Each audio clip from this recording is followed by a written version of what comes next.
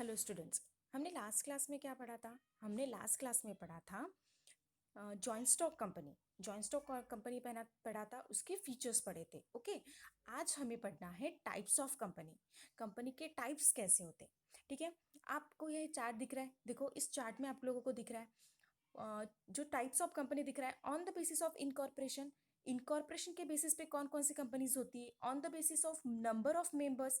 Number of members कौन कौन से कंपनी में कितने होते हैं, या on the basis of liability of members, on the basis of control and other types की कंपनी कितनी होती है। ठीक है, हम सबसे पहला पढ़ेंगे on the basis of incorporation company. जो इनकॉर्पोरेट कंपनी कौन कौन सी होती है, ठीक है, उसमें दो टाइप्स की कंपनी है। एक स्टैट्यूटरी कंपनी है एंड देन एक रजिस्टर्ड कंपनी है। ओके, अब स्टैट्यूटरी कंपनी मतलब क्या होता है?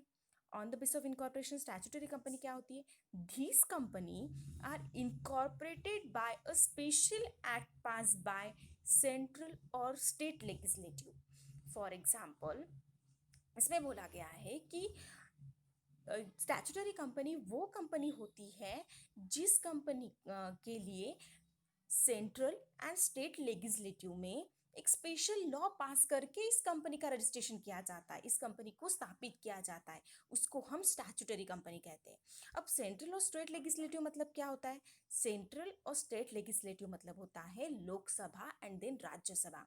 लोकसभा एंड राज्यसभा में एक स्पेशल लॉ पास किया जाता है एंड देन इस कंपनी को हम क्या कर सकते हैं, स्थापित कर सकते हैं। तो उस कंपनी को हम स्टैट्यूटरी कंपनी कहते हैं। अब स्टैट्यूटरी कंपनी कौन कौन सी है, जैसे इसमें एग्जांपल दिया गया आपको। देखो, रिजर्व बैंक ऑफ इंडिया की, रिजर्व बैंक ऑफ इंडिया है, उसके लिए एक स्पेशल लॉ पास किया होगा सेंट्रल लेजिस्लेटिव में। एक स्टेट बैंक ऑफ इंडिया है, यूनिट ट्रस्ट ऑफ इंडिया है, लाइफ इंश्योरेंस कॉर्पोरेशन है। ये जो सारी कंपनियां हैं एक स्टैट्यूटरी कंपनीज है। ओके, उसके बाद हम रजिस्टर्ड कंपनी पढ़ेंगे। ओके, रजिस्टर्ड कंपनी मतलब कौन सी कंपनी होती है? This company are incorporated under the companies act 2013 और एनी प्रीवियस कंपनी लॉ। ठीक है, इसमें एनी प्रीवियस कंपनी लॉ क्यों बोला गया है? क्योंकि ये दो कंपनी एक्ट 2013 अभी लेटेस्ट आया हुआ है, तो 2013 में उसमें कुछ अमेंडमेंट, उसमें कुछ चेंजेस किए गए हैं एंड देन इस ये जो लॉ आया है। ओके, तो इसके पहले कोई लॉ हुआ होता होगा, है ना, तो इसीलिए एनी प्रीवियस लॉ बोला गया है। ठीक है, मतलब जिस कंपनी को इनकॉर्पोरेट किया जाता है कंपनी एक्ट 2013 के अंडर एंड देन उसके प्रीवियस लॉ में, ठीक है, उसके प्रीवियस लॉ में जिस कंपनी को स्थापित किया है, ठीक है, तो उस कंपनी को हम रजिस्टर्ड कंपनीज कहेंगे। ठीक है, मतलब कंपनी एक्ट 2013 में जो भी एक्ट दिया गया है उसके हिसाब से जिस कंपनी को स्थापित किया जाता है उसे हम रजिस्टर्ड कंपनी कहते हैं। ओके, हमने क्या देखे, on the basis of incorporation में कितने कंपनीज आते हैं? दो। कौन कौन से? Statutory company and then registered company. Statutory company मतलब क्या होता है? जिस कंपनी की स्थापना सेंट्रल एंड स्टेट लेजिस्लेटिव में एक स्पेशल लॉ पास करके जिस कंपनी की स्थापना की जाती है उसे हम स्टैट्यूटरी कंपनी कहते हैं। एंड देन रजिस्टर्ड कंपनी मतलब क्या होता है? रजिस्टर्ड कंपनी मतलब क्या होता है? रजिस्टर्ड कंपनी मतलब होता है, इस रजिस्टर्ड कंपनी मतलब होता है जिस कंपनी की स्थापना कंपनी एक्ट 2013 और प्रीवियस लॉ के हिसाब से जिस कंपनी का रजिस्ट्रेशन किया जाता है उस कंपनी को हम रजिस्टर्ड कंपनी कहते हैं। ओके, अब हमें पढ़ना है on the basis of number of members. ठीक है, नंबर ऑफ मेंबर्स के बेसिस पे कौन कौन सी कंपनी होती है। ठीक है, अब उसमें तीन कंपनी दी गई है। देखो, आपको चार्ट में दिख रहा होगा, private company, public company and then one person company. Okay, तीन कंपनी दिख रही है। अब प्राइवेट कंपनी मतलब क्या होता है? देखो, इसमें दिया गया आपको कि सेक्शन 2 एंड सबसेक्शन 68। ठीक है, मतलब इसमें कंपनी एक्ट 2013 में सेक्शन 2 में और सबसेक्शन 68 में दिया गया है प्राइवेट कंपनी के बारे में। क्या बोला है कि private company means a company having a minimum paid up capital as may be prescribed as which by its article. ठीक है, मतलब जिस कंपनी का मिनिमम पेड अप कैपिटल उनके आर्टिकल्स में दिया गया होता है। ठीक है, और उनके आर्टिकल्स में दिया गया होता है और नीचे कुछ आप लोगों को पॉइंट्स दिए, प्रिस्क्राइब किए हुए हैं। ठीक, पॉइंट्स पॉइंट्स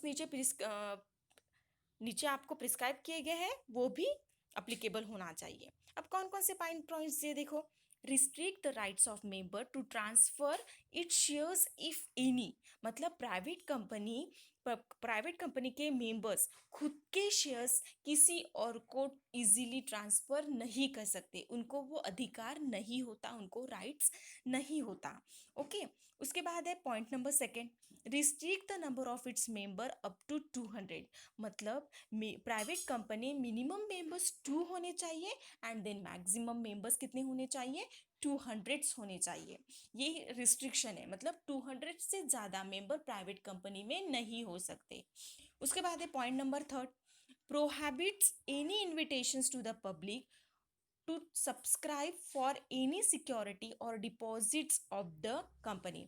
मतलब प्राइवेट कंपनी को प्रोहिबिट्स किया गया, मतलब प्राइवेट कंपनी को मनाही की गई है किस बात के लिए, कि प्राइवेट कंपनी अपनी सिक्योरिटी पब्लिक को इन्विटेशंस देकर बेच नहीं सकती, इन्विटेशंस देकर उनको बेच नहीं सकती, एंड देन उनका डिपॉजिट भी वो कंपनी ले नहीं सकती। ठीक है, पब्लिक का डिपॉजिट भी प्राइवेट कंपनी नहीं ले सकती, उनके लिए ये रिस्ट्रिक्शंस है, प्रोहिबिट्स किया गया। ठीक है, all the about sets condition should be fulfil for a company to be called as private company. ऊपर की तीनों भी कंडीशंस प्राइवेट कंपनी को फुलफिल करना ही पड़ता है।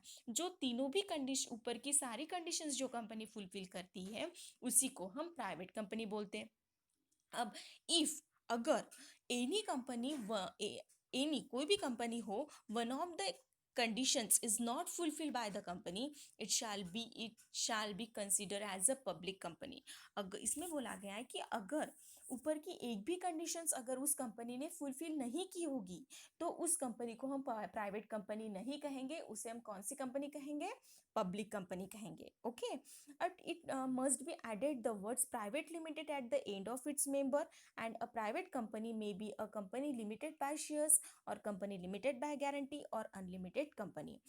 जो प्राइवेट कंपनी होती है वो प्राइवेट कंपनी के नाम के पीछे प्राइवेट लिमिटेड लिखा होता है।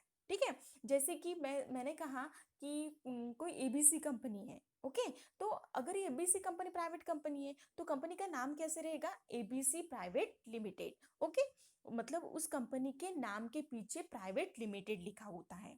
ओके, और प्राइवेट जो कंपनी होती है वो लिमिटेड बाय शेयर्स भी हो सकती है, लिमिटेड बाय गारंटी भी हो सकती है, एंड अनलिमिटेड कंपनी भी हो सकती है। ओके, ये हमने देखे प्राइवेट कंपनी के बारे में। ओके, उसके बाद हमें देखना है पब्लिक कंपनी। पब्लिक कंपनी में क्या कहा गया है, according to section 2 and subsection 71, public company means a company which is not a private company, a public company। मतलब कंपनी एक्ट 2013 में सेक्शन 2 और सबसेक्शन 71 में दिया गया है कि पब्लिक कंपनी मीन्स वो company which is not a private company, जो कंपनी प्राइवेट कंपनी नहीं है उस कंपनी को हम पब्लिक कंपनी कहते हैं। ओके, अब पब्लिक कंपनी में क्या बोला है, has a no restriction on the transfer of its shares. वो उस वहाँ के मेंबर्स, मतलब पब्लिक कंपनी के मेंबर्स के लिए कोई भी रिस्ट्रिक्शंस नहीं हुए, वो अपने शेयर्स इजीली किसी और होल्डर्स को ट्रांसफर कर सकते हैं। Minimum number of members should be 7। Public company में मिनिमम मेंबर्स कितने होते हैं, 7 होते हैं, and then maximum members unlimited होते हैं, उनके लिए कोई भी लिमिटेशंस नहीं होती। Okay, okay students, thank you.